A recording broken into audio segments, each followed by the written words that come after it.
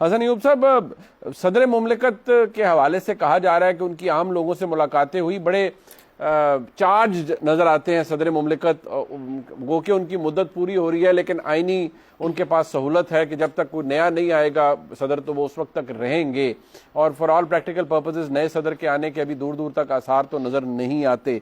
जो उन्होंने मुख्तलिफ बिलों के हवाले से एक ट्वीट करके जो तूफान बर्पा किया, उससे उन्होंने अपनी क्रेडिबिलिटी को भी डैमेज किया है। बट कंसिडरिंग ऑल दैट, आपको लगता है सदर मुमलिकत ये एडवेंचर भी कर जाएंगे कि वो वन फाइन डे अनाउंस कर दें इंतखाबात की तारीख? जी बिल्कुल, वो तैयार थे तारीख देने के लिए। जुमेरात को बड़ी मुसद्दिका इत्तलात मिल रही थी कि शायद वो आज डेट अनाउंस कर देंगे, और जुमेरात को ही पता लगा कि इलेक्शन कमीशन के ज़राए भी बता रहे थे कि जो आने वाला हफ्ता है, आने वाले हफ्ते में इलेक्शन कमीशन भी अपनी तारीख अनाउंस करने जा रहे हैं। लेकिन फिर ये जुमे के रोज़ की जो मुलाकात बता रहे हैं, जो कि मेरी इतला भी है, मैंने कुछ लोगों से पूछा है तो मुझे भी ये बताया गया कि शायद मुलाकात हुई है। अच्छा। और वो मुलाकात जो है वो खासी अहम थी। एक वाज़ेह और दो टोक पैगाम उस मुलाकात के बाद एक और मिला, जो कि सियासी जमातों को भी मिला, वो प्रेसिडेंट ऑफ पाकिस्तान के लिए भी था, वो अदालतों के लिए भी था। वो चौधरी परवेज इलाही साहब की गिरफ्तारी थी। अगर आप देखें तो जिस तरीके से एक अदालत का हुक्म था कि आपने एक हाई कोर्ट का हुक्म था कि आपने एमपीओ के तहत किसी की गिरफ्तारी नहीं करनी, जी। और दूसरी हाई कोर्ट का जो है, लाहौर हाई कोर्ट का स्पेसिफिकली था कि चौधरी परवेज इलाही साहब को किसी भी मुकदमे में गिरफ्तार नहीं करना। तो फिर आपने भी देखा, मैंने भी देखा, और पूरी दुनिया ने देखा कि चौधरी परवेज इलाही साहब को किस तरीके से उन्होंने गाड़ी से उठाकर वो ले गए। और ये एक वाज़ेह पैगाम है कि जब जब जो है सहूलतकारी किसी को फराम की जाएगी, तब जो है वो सिस्टम रिएक्ट करेगा। और सिस्टम अब रिएक्ट आगे जो करेगा, अभी जिस तरीके से रिएक्ट कर रहा है, यानी 15 सितंबर से 20 सितंबर के बाद आपने अभी तक वो सख्ती देखी नहीं है जो सख्ती आने वाली है। अच्छा। मैं अभी फोर्सी कर सकता हूँ, और जो वो हालात होंगे कि आप पिछले दौर भूल जाएंगे जो अभी तक सख्ती हुई है। अभी तक कह रहे हैं ना कि क़यामत आ गई है। पहले तो फाशिस्ट हुकूमत थी मुस्लिम लीग नून की, अभी तो फाशिस्ट हुकूमत नहीं है मुस्लिम लीग नून की ना। फिर उसके बाद पीडीएम की हुकूमत के ऊपर इल्जामात, मुस्लिम लीग नून के ऊपर इल्जामात, फिर कभी मोहसिन नकवी साहब पर इल्जामात। तो अभी आप देखिएगा 15 सितंबर के बाद जो हालात बदलने जा रहे हैं, या 20 सितंबर के बाद जो हालात बदलने जा रहे हैं, वो मैं आपको अभी ये बात बता रहा हूँ कि वो ऐसी सख्ती होगी जो इससे पहले कम से कम मैंने अपनी याददाश्त में नहीं देखी हुई। मतलब वैसे हमने उस दौर से गुजरे हैं जहां पर हमें वसीम अकरम प्लस नजर आए, महमूद खान प्लस नजर आए, तो अब हम आपके तज्जिए के मुताबिक हमें क़यामत प्लस, जो दुनियावी तौर पे क़यामत प्लस नजर आ सकती है। और उसका क्या, हमने ये सुना था ना कि ज़ियाउल हक साहब के दौर में बड़ी सख्ती होती थी, बड़ा ये होता था, वो होता था। तो मैंने तो वो दौर नहीं देखा हुआ ना सही तरीके से। बिल्कुल सही, बिल्कुल। तो वो जो अपनी याददाश्त के अंदर जो दौर हैं, वो उनमें मुझे कह रहे हैं कि मुशर्रफ का दौर भी आप भूल जाएंगे। अच्छा। जो अभी आने वाली है सख्ती, लेकिन वो सख्ती इस तरह नहीं होगी कि किसी गुजरने वाले को पकड़ के उठा के जनाब वो फैंटी लगानी शुरू कर दी।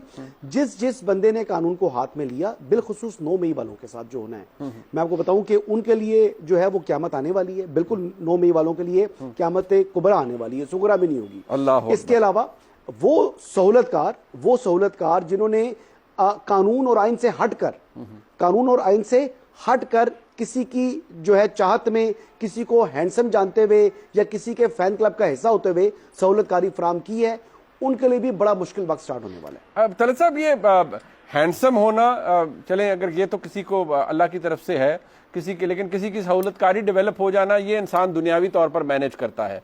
और आप बेशुमार तजर्बा रखते हैं, सहूलतकारी मुख्तलिफ अदमार में मुख्तलिफ लोगों के लिए की गई और उसके स्पॉन्सर्स पर मुख्तलिफ होते हैं। लेकिन मुझे ये फरमाइएगा कि चौधरी परवेज इलाही साहब का सिचुएशन थोड़ी सी नई इसलिए है कि कुछ ऐसी शख्सियत जो कि हमेशा एसेट रही पाकिस्तान के एस्टैब्लिशमेंट का, अब वो पंजाबी में तो बहुत सी मिसालें दी जा सकती हैं, उन्होंने क्या कर दिया है ऐसा कि उनकी माफ़ी या जान खलासी नहीं हो रही। मतलब वो अदालत से निकलते हैं, मसाइल के बाद निकलते हैं और अपने घर की गली में पहुंचते हैं, और उनको जिस तरीके से वो फुटेज आपको नजर आ रही होगी, आपने देखी भी होगी कि जिस तरीके से उन्हें ले जाया गया, ये गुस्सा है तलत साहब आपकी नजर में, या ये अभी तक वो मैसेज है जो कि कन्वे किया जा रहा है टाइम एंड अगेन? उनके घर पे बख्तरबंद गाड़ी का जाना, टक्कर मारना दरवाजे को, वो कहा जाता था एक मैसेज था। ये दूसरी दफा इस तरह गिरफ्तारी, ये भी मैसेज है। तो ये अनअबेटेड क्यों मैसेज दिए जा रहे हैं अभी तक आपके नजदीक? मेरे ख्याल में जो परवेज इलाही साहब की गिरफ्तारी का सीन है, वो उसका सिंबलिज्म बड़ा अहम है। अभी हसन ने जिक्र किया कि कैसे उनको निकाल कर अदालतों के फरमान और हिदायत के बावजूद उनको उठाया गया और फिर उनको ट्रांसपोर्ट लिटरली किया गया, गिरफ्तार नहीं किया, ट्रांसपोर्ट किया गया, गाड़ी में से निकाल के उनको ड्रैग किया गया, ट्रांसपोर्ट किया गया उनको। सिंबलिज्म बड़ा क्लियर है कि पंजाब के अंदर वो तमाम सोर्सेज जिनके जरिए आप कोई सियासी वारदात कर सकते हैं और वो सोर्सेज बिलखसूस जो इस्टेब्लिशमेंट के लिए काम करते रहे हों और बाज नागुजीर वजूहात की बुनियाद पर उन्होंने अपने आप को अब इनकलाबी डिक्लेयर किया है, वो नाकाबिले कबूल है। देखें, बहुत सारे लोग हैं जिन्होंने प्रेस कॉन्फ्रेंसेस की, अभी ऑन आवाज की प्रेस कॉन्फ्रेंस भी मैं देख रहा था, परसों चल रही थी, उससे पहले तो दर्जनों के हिसाब से सैकड़ों प्रेस कॉन्फ्रेंसेस हुई और एक ही स्क्रिप्ट पढ़ा गया।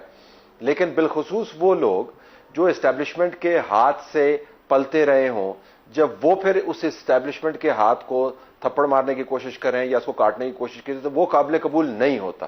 तो मुझे लगता है इसके अंदर एक गुस्सा भी है और इसके अंदर एक सिंबलिज्म भी बड़ा अहम है कि अगर आपका माजी ये रहा है जो परवेज लाई साहब का रहा है, तो फिर आप तो बिल्कुल ही क्वालिफाई नहीं करते ना, फिर आप तो रेवोल्यूशनरी बन ही नहीं सकते। तो सिंबलिज्म बड़ा अहम है। लेकिन मैं हसन की बात की तरफ जाना चाहूंगा। देखिए, सख्ती तो बिल्कुल जो लोग अभी भुगत रहे हैं सख्ती, उनके लिए शायद वो सख्ती इतनी ही ज्यादा है जितनी हम बयान कर रहे हैं आने वाले दिनों में। तो ज़ाहिर जो भुगत रहे हैं उनको तो क़यामत कुबरा ही लगेगी इस वक्त जो उनके साथ हो रहा है।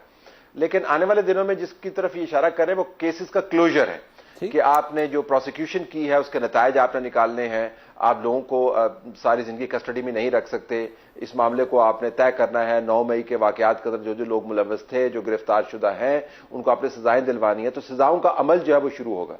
लेकिन एक वैसे मैं आपको बात बता दूं, हसन खुद कोर्ट्स को कवर करते हैं, आजाद इसके ऊपर बहुत अच्छे तरीके से नजर रखते हैं। मेरे ख्याल में इसमें 2-3 असम्पशंस हैं जो हमने बनाई हुई हैं। एक तो ये कि सितंबर के बाद में जो तब्दीली आएगी सुप्रीम कोर्ट के अंदर, उसके बाद सुप्रीम कोर्ट बंदियाल कोर्ट की तरह ही काम करेगी। बसद एहतराम जो मैंने दूर से ऑब्जर्वेशन की है, जो थोड़ा सा मेरा तजर्बा है, जो जस्टिस काजी फाइज ईसा की कोर्ट है वो बंदियाल कोर्ट नहीं होगी। और बंदियाल कोर्ट के बारे में जो हैरान कुन तजाद आपको नजर आता है वो ये कि बंदियाल कोर्ट मुकम्मल तौर पर नारों के बावजूद एक कॉम्प्रोमाइज्ड कोर्ट है। मसलन उन्होंने क्या ऐसा काम किया है जिससे एस्टैब्लिशमेंट के नैरेटिव को धचका पहुंचा हो? उन्होंने क्या ऐसा बड़ा फैसला किया है? वो तो अपने पंजाब के इंतखाबात के फैसले को ही इंप्लीमेंट नहीं करवा पाए।